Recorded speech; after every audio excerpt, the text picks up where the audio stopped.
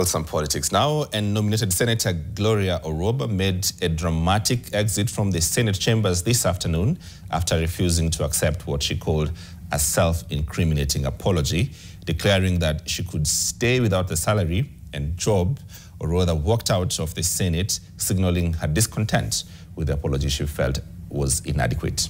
NTV's Laban Shaban tells us more.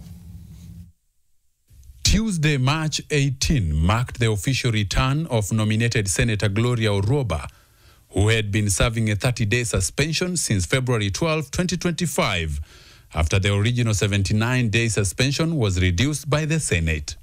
During this period, Orwoba had been without salary. Senator Gloria Orwoba is required to tender an apology to the Senate, honorable senators, the clerk of the Senate, and the Secretariat of Parliament before being admitted to the Senate.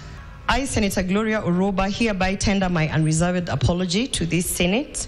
I undertake that I shall abide by the responsibilities of leadership as set out in the Constitution, the Leadership and Integrity Act 2012, and the Parliamentary Powers and Privilege Act 2017. I therefore beseech to be admitted to the chamber. I thank you. That is not the apology as prescribed by the Senate in the report. The report from the Powers and Privileges Committee included recommendations on the wording of apologies by members of Parliament. These recommendations were adopted by the plenary and were not subject to amendments, as Orwoba had attempted. So you either read this apology as prescribed, or you go think about it and come back any day, any time that you'll be willing to read it as is prescribed. Mr. Speaker, having had advice and noting that by reading this apology, I will be incriminating myself, I have no option but to actually walk away from chambers as you have directed, Mr. Speaker. And having said that, I would also want to inform this House that it is happening to me now, but it is going to happen to you in the future. At this point, Orwoba stood firm, refusing to what she termed as compromising her position in the ongoing court case.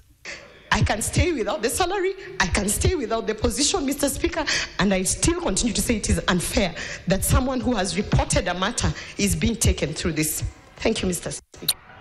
Next order. In the case, Orwoba claimed she was harassed at the direction of the clerk of the Senate. She also claimed that the clerk favored other senators by providing them with travel opportunities. The nominated senator is accused of violating the code of conduct, respondents arguing that she had failed to use the proper channels to address her grievances.